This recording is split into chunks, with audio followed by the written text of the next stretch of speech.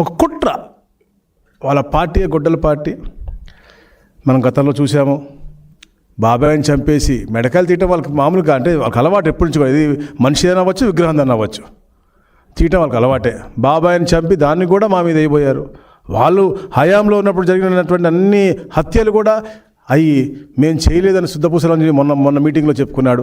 అంటే నేను చెప్తా ఉన్నాను, వాళ్ళకి ఒకటే కావాలా, ఇది ఈ రాష్ట్రం అభివృద్ధి చెందకూడదు, ఎప్పుడు అలజడి సృష్టించాలి, యువతకి ఉపాధి కలగకూడదు, నో జాబ్స్, నో ఇండస్ట్రీస్, వచ్చే వాళ్ళని కూడా తరిమి కొట్టేయాలని తప్ప రాబోయే తరాలు బాగుండాలని ఎప్పుడు ఆలోచన ఉండకూడదని చెప్పేసి కూడా వాళ్ళు ఆలోచన చేస్తూ ఉంటారు.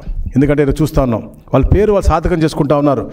మొన్న మనం చూసే నంద్యాల జరిగిన సంఘటన, రాజశేఖర్ రెడ్డి గారి విగ్రహాన్ని వాళ్ళ అనుచరులతోనే విధ్వంసం చేసి తలకాయని తీసేసి దాన్ని ఏదో తెలుగుదేశం పార్టీ నాయకులు చేశారని చిత్రీకరించిపోయి దొరికిపోయినటువంటి పరిస్థితి. వాళ్ళ సొంత మనిషి, వాళ్ళ మాజీ ఎమ్మెల్యే యొక్క సొంత మనిషి జంబులయ్య. మనం చూస్తూ ఉన్నాం ఎలా తీసాడో మీరు చూడండి ఒకసారి వీడియో.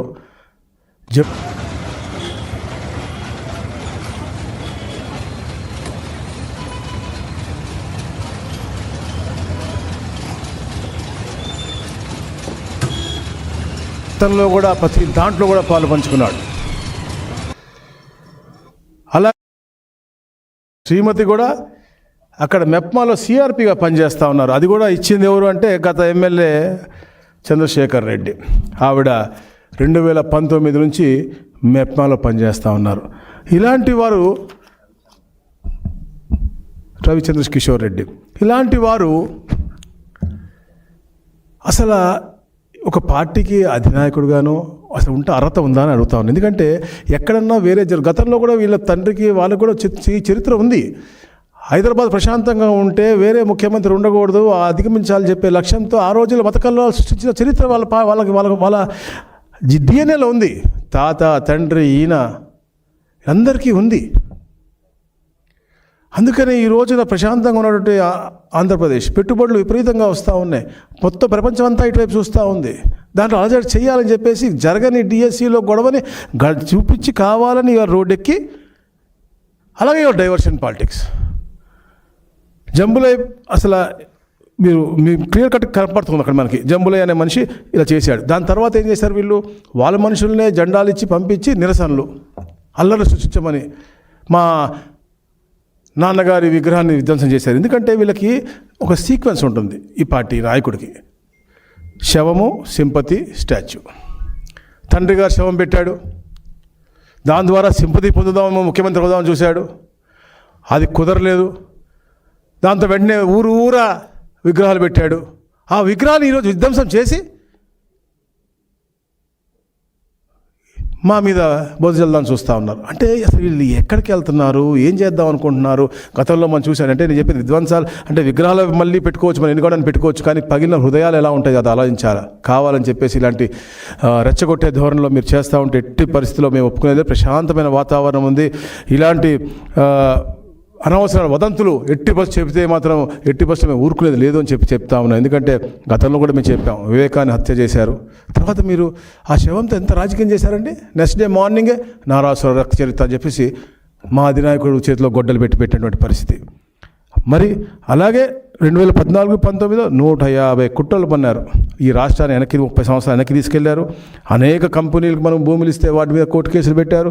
డిఎస్సి నిర్వహిద్దామని మేము వెళ్తే మొన్న కూడా నిర్వహించకూడదనే విధంగా ఎన్నో కోర్టు కేసులు అన్నీ అధిగమించి ఈరోజు మా నాయకుడు డిఎస్సిలో అంటే టాప్ మోస్ట్గా సూపర్ క్లారిటీగా చేసి పెడితే దానికి కూడా మీరు కుట్ర పనేసి మీరు ఇవాళ రోడ్డు ఎక్కుతూ ఉన్నారంటే అసలు మీరు ఏం చేద్దాం అనుకుంటున్నారని అడుగుతాను.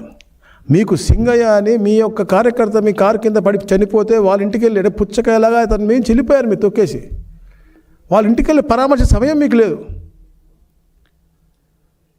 కానీ ఇట్లాంటి విగ్రహాలను మాత్రం ధ్వంసం చేసి వాటిని మా మీద చేయడం అనేది నిజంగా చాలా బాధాకరం. ఎందుకంటే గతంలో కూడా మీకు అంబేద్కర్ గారి విగ్రహానికి నిప్పు పెట్టి దాన్ని కూడా తెలుగుదేశం పార్టీకి మీరు అంటించదాన్ని చూశారు. అంటే మీ క్రూరత్వానికి, మీ యొక్క మానసిక పైశాచికత్వానికి ఎన్నిటికి కూడా అది నిదర్శనం అని చెప్పేసి కూడా నేను తెలియజేస్తా ఉన్నాను. ఎందుకంటే జంబులో ఎవరైతే ఉన్నారో అతనే వచ్చి నేను ఎందుకు చేశాను, ఎలా చేశాను, ఏ పార్టీలో ఉన్నాను కూడా అతను సొంత వీడియో కూడా ఉంది. కానీ ఈ సాక్షిలో రాదు, ఎందుకంటే ఇది వాళ్ళకే హానికరమైంది. అదే మామూలుగా రాజశేఖర రెడ్డి గారి విగ్రహం ఎవరైనా ధ్వంసం చేస్తుంటే సాక్షిలో ఫ్రంట్ పేజ్ పెట్టి ఇంకా ఈ రాష్ట్రంలో అందరినీ కూడా రెచ్చగొట్టే ధోరణితో మీరు మాట్లాడేవాళ్ళు. ఎప్పుడైతే దొరికిపోయారో, దొరికిపోయిన తర్వాత ఈరోజు మళ్ళీ దాన్ని సబ్సైడ్ చేయడం కోసం మీరు వేరే అన్ని తీసుకొచ్చి ఈరోజు రోడ్డు మీద మీ కార్యకర్తలు రోడ్డు మీద డిఎస్సీ అని అదాన్ని పంపిస్తూ ఉన్నారు. ఇదేమన్నా కరెక్ట్? ప్రజలు కూడా చూస్తూ ఉన్నారు, మీరు చూడండి. నా పేరు బాలమ్మ, మా ఆయన పేరు వచ్చేసి జమలయ్య సార్. నేను సిఆర్పిగా 2019లో ఎక్కాను సార్. నాకు ఉద్యోగం ఇప్పించినందుకు నా వైసీపీ పునాసేసే గారే ఇప్పించారు సార్. నాకు మా పెళ్లి కాకముందు నుంచి కూడా ఆయన ఈ ప్రభుత్వానికి మా మామ అందరం ఫేవర్ సార్ పునాసేసే గారికి. వైసీపీకి కూడా మేము ఎటువంటి విరోధులు మేమైతే కాదు సార్. మేము అది గొడ్డలి పార్టీ అనేది స్థాపించినప్పటి నుంచి ఇదే కుట్ర, ఇదే 2014 నుంచి కూడా. 2014లో ఓటమి అయిన తర్వాత ఇలాంటి కుట్రలు ఎన్నో పన్నారు. 2019 రావడం కోసం ఎన్నో అబద్ధాలు చెప్పారు. 2019 వచ్చిన తర్వాత అంటే మీరు చూసి అన్ని విషయాల్లో, అమరావతి విషయం అవ్వచ్చు, మీకు యువత గురించి అవ్వచ్చు, దేని విషయం 2014-19 ఒక్క వాళ్ళకి ఉద్యోగం ఇచ్చారండి? ఒక్క టీచర్ ఉద్యోగం ఇచ్చారండి? ఒక్క కానిస్టేబుల్కి ఉద్యోగం ఇచ్చారండి? గౌరవ లోకేష్ గారు ఎడ్యుకేషన్ ఛాలెంజింగ్గా తీసుకుని తప్పకుండా యువతకు ఉపాధి కల్పిస్తాను, అది ప్రైవేట్ రంగం అవుతుంది, అలాగే డిఎస్సి ద్వారా ప్రజలకు ఇప్పిస్తా, అలాగే జాబ్ క్యాలెండర్ కూడా ఇస్తా అని చెప్పారు. దాన్ని మొట్టమొదటి రోజు గౌరవ ముఖ్యమంత్రిగా సంతకం పెట్టించి 16,347 పోస్టులు ఇవ్వడం జరిగింది. అదొక పారదర్శకంగా ఎక్కడ కూడా ఇబ్బంది లేకుండా టీసీఎస్ చేసే విధంగా, అలాగే ఏదో కంప్యూటర్ బేస్డ్ టెస్ట్ విధానంతో ఒక అద్భుతమైన కార్యక్రమం అది కూడా. అంటే ఈ దేశంలో ఎన్నో, అంటే గేట్ అవ్వచ్చు, క్యాట్ అవ్వచ్చు, ఏపీపీఎస్సీ అవ్వచ్చు, ఎన్టీఏ అవ్వచ్చు, ఐబీపీఎస్ అవ్వచ్చు, ఇట్లా ఎన్నో ఎగ్జామ్స్ ఎలా అయితే ప్రక్రియ జరుగుతుందో అలాంటి ప్రక్రియలో చేసినటువంటి అద్భుతమైనటువంటి కార్యక్రమం. దానికి ఒక ప్రొసీజర్ ఉంటుంది. ఒక కంప్యూటర్ ఆటోమేటిక్గా ఒక స్టూడెంట్కి వచ్చిన క్వశ్చన్ పేపర్ ఇంకొక స్టూడెంట్కి రాకుండా ఒక డేటా డిలీట్, అంటే అన్నీ చేశారని చెప్పి అన్ని అబద్ధాలు చెప్తా ఉన్నారు. ఇలాంటి ఏమి తావు రాకుండా ఒక అద్భుతమైన ప్రక్రియతో, ట్రాన్స్పరెంట్ ప్రక్రియతో టెక్నాలజీని వాడి చేస్తే దాన్ని కూడా బురజల్లి ఈరోజు మీరు రోడ్డు ఎక్కుతాను. అంటే ఎన్ని డైవర్షన్ పాలిటిక్స్. తప్పకుండా ఏదైతే మీరు అవినీతి చేశారో 2019-20 అన్నింటిపైన కూడా చర్యలు ఉంటాయి. మీరు ఎన్ని డైవర్షన్ చేసినా, మీరు, మీ బినామీలు, మీ పిఏలు, బినామీలు అందరి పేర్లు కూడా తప్పకుండా బయటకు వస్తే అలాగే నేను హెచ్చరిస్తూ ఉన్నా కూడా మీరు. ఎందుకంటే ఇట్లాంటి విధ్వంసాలు చేసి ఒక పక్క డిఎస్సిది తప్పుదో పట్టించి మీరు దొరికిపోతారనేది, ఇట్లాంటి తలకాయలు తీసేసి మళ్ళా దొరికిపోతారు అని చెప్పేసి మళ్ళీ పక్కదావ పట్టించాక ఈరోజు మీరు రోడ్డు ఎక్కితే అంటే ఎవరు ఊరుకోరు. మీకు అలవాటు ఉంది మనుషులు తలకాయలు తీయటం, విగ్రహాలు తలకాయలు తీయటం, కానీ ఇది ఎదుటి వాళ్ళ మీద వేసి కుట్ర వేసి మీరు కావాలని మీరు ఇట్లా అశాంతిగా ఈ రాష్ట్రాన్ని ఎన్నో, అంటే గతంలో మీ తండ్రి గారు చేసినట్టు హైదరాబాద్లో చేసినట్టుగా ఇక్కడ చేయాలనుకుంటే ఈ తెలుగుదేశం పార్టీ కానీ, పోలీసు వారు కానీ ఎవరు కూడా ఒప్పుకోరని చెప్పి తెలియజేస్తా ఉన్నాను.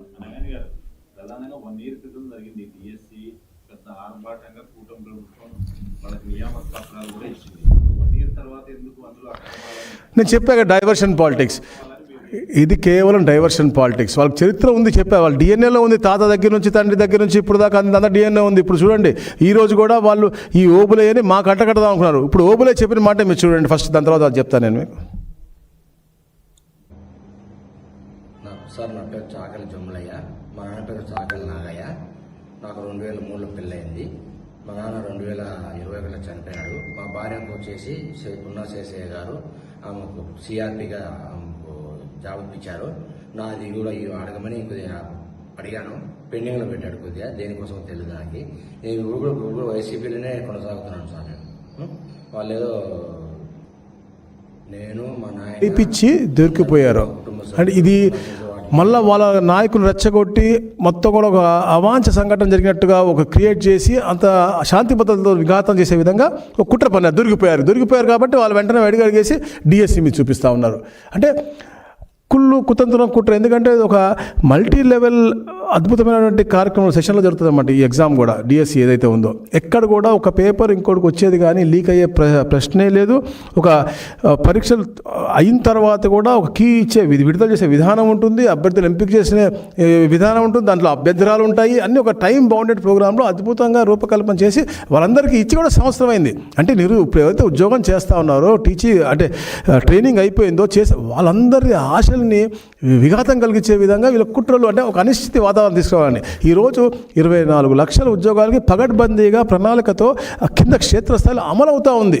ప్రైవేట్ రంగం అవ్వచ్చు, ఇంకో రంగం అవ్వచ్చు, ప్రభుత్వ రంగంలో ఎన్నో వస్తూ ఉన్నా దానికంటే మంచిగా రాణిస్తూ ఉన్నారు యువత. ఇవాళ ఈరోజు జెన్జీ అవ్వచ్చు, ఆల్ఫా జెన్ అవ్వచ్చు, ప్రతి ఒక్కరికి కూడా ప్రణాళికాబద్ధంగా 30 సంవత్సరాలు ఈ రోజు నుంచి ముందుకు కూడా ఎంతమంది పిల్లలు ఉంటారో వాళ్ళందరికీ ఉపాధి ఎలా కల్పించాలని తపంతో గౌరవ ముఖ్యమంత్రి గారు నారా లోకేష్ గారు, పవన్ కళ్యాణ్ గారు తపన పడుతూ ఉంటే ప్రతిదానికి కుట్ర పని, కుతంత్రాలు పని, ఎక్కడెక్కడ ఒక అవాంఛనీయ సంఘటనలు తీసుకొచ్చి లేకపోతే మాయ చేసి డిస్టర్బ్ చేయాలని చూస్తూ ఉన్నారు, రెచ్చగొట్టాలని చూస్తూ ఉన్నారు. ఈరోజు వాళ్ళ ఉద్యమాల్లో ఎక్కడ కూడా యువత లేరే. యువతకు నమ్మకం ఉంది మా పార్టీ మీద. మీరు చూడండి, ఈరోజు ఏదో పిలిపించారు కలెక్టరేట్ ముట్టడని, ఎక్కడ కూడా యువత లేరే. వాళ్ళకి నమ్మకం ఈ తెలుగుదేశం పార్టీ మీదనే ఉంది. కాబట్టి దానిలో ఏదైనా చిచ్చు పెడదాము ఎందుకు చెప్పా, ఇంత కూడా అబద్ధాల పునాదులు పుట్టిన పార్టీ అన్న అబద్ధాలు చెప్తూ ఉంటారు. ఇట్లా రెచ్చగొట్టే ధోరణి వాళ్ళకి అలవాటు. గొడ్డలి పార్టీ నినాదం సిద్ధాంతమే అది కాబట్టి వాళ్ళు అలాంటి పనులు చేస్తారు.